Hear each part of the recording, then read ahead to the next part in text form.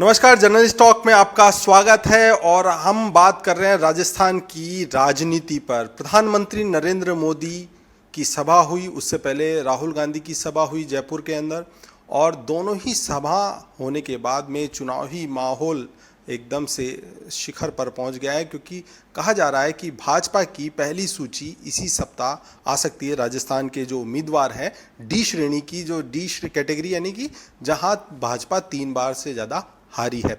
ऐसे में धड़कनें उम्मीदवारों की भी बढ़ी हुई है, पार्टियों की भी बढ़ी हुई है, क्योंकि अंदर खाने बहुत सारी सियासत की जो हलचलें हैं वो लगातार सामने आ रही हैं।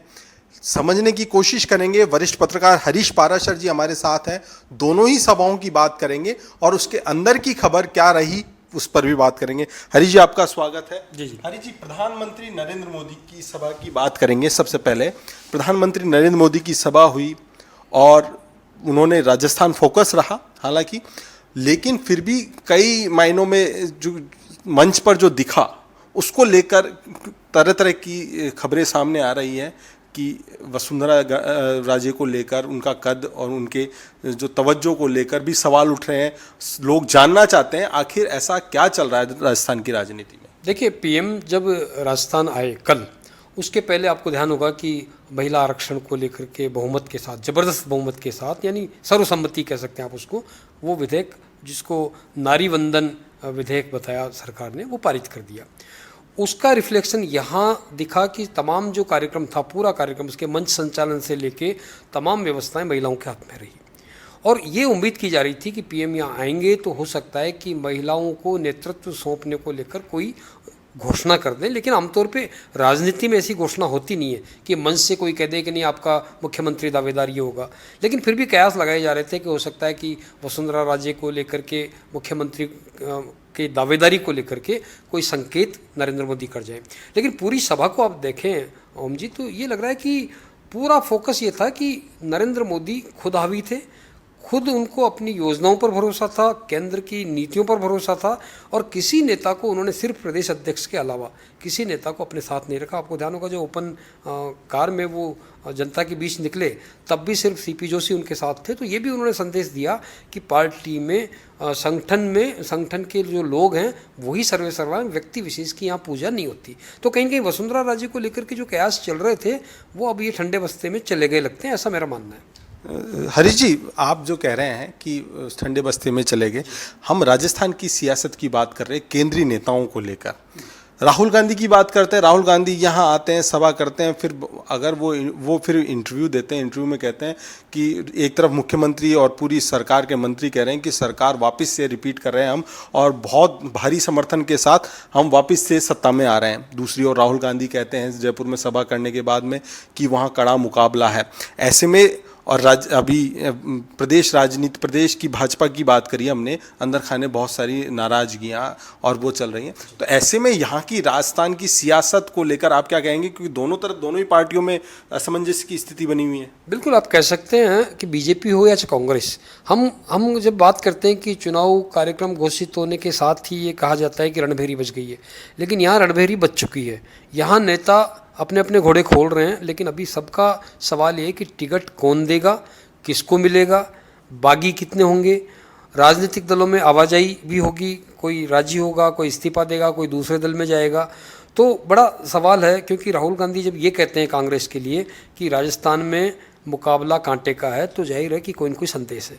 राजनीति में इतना बड़ा बयान देने का मायना निकाले जाना चाहिए, क्योंकि मुख्यमंत्री तो खुद कहते हैं कई बार कि वो जब बोलते हैं तो उसका कोई न कोई मायना होता है। उनका नेता अगर बोल रहा है, उनके राष्ट्रीय अध्यक्ष रहा हुआ नेता अगर कोई बोल रहा है तो उसका भी कोई संकेत है। मुझे लगता है कि जानबूझ के, हालांकि अलका लांबा ने सफाई दी कल, उनका ये कहना था कि नहीं, नेता लोग अपने कार्यकर्ताओं को बूस्ट करने के लिए ऐसा बोलते रहते हैं। मुख्यमंत्री ने भी जोधपुर में सफाई दी है कि हम उनके जो राहुल गांधी के जो चुनौती के रूप में ले रहे हैं और छत्तीसगढ़ मध्य प्रदेश से ज़्यादा सीटें हम लेकर आएंगे। तो जाहिर है कि मुख्यमंत्री को भी एहसास हो गया है कि राहुल गांधी ने जो संदेश देने की राजनीति की है, कहीं न कहीं राजस्थान की सरकार के कामकाज को टारगेट करते हुए किया है, कि शायद कार्यकर्ताओं के जरिए नहीं हुई। क्योंकि आपको ध्यान होगा कि पहले भी राहुल गांधी कह चुके हैं कि कार्यकर्ताओं को साथ नहीं लेंगे तो हालत ठीक नहीं होगी। कार्यकर्ताओं को जोड़ना पड़ेगा, अफसर सरकार चला रहे हैं, ये बयान भी आए थे, तमाम चीज़ आपको ध्यान है। तो कहीं न कहीं इसको नाराज़गी को तो जोड़ना होगा। मुख्यमंत्री जोड़ तोड़ से पूरी कोशिश कर रहे हैं जी जान से, तमाम योजनाएं चल रही है, फिर भी जनता तक योजनाओं को ले जाना, क्योंकि आप ये भी देखिए ओम जी कि अभी फिर अशोक गहलोत तैयारी कर रहे हैं यात्रा निकालने की, परिवर्तन यात्रा के तत्काल बाद।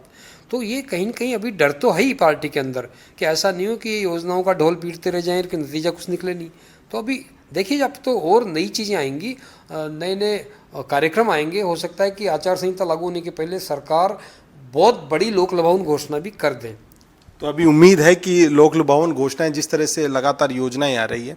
एक अंतिम सवाल कि जो सभी की निगाहें हैं कि सूची को लेकर मध्य प्रदेश में दो सूचियां जारी हो चुकी है, छत्तीसगढ़ में भी सूची जारी हो चुकी है भाजपा की, और दूसरी सूची में पाराशर जी सांसदों के नाम हैं। तो ऐसे में राजस्थान में क्या उम्मीद जताई जा रही है? लग ही रहा है, क्योंकि जब हम बात करते हैं कि यहाँ नेतृत्व को लेकर सवाल उठता है, तो हो सकता है कि दिल्ली से कोई नेतृत्व 2-3 लोग ऐसे उतार दिए जाएं जिनको मुख्यमंत्री की दावेदारी दे दी जाए, जिनमें महिला भी हो सकती है, जिनमें कोई पुरुष सांसद भी हो सकता है।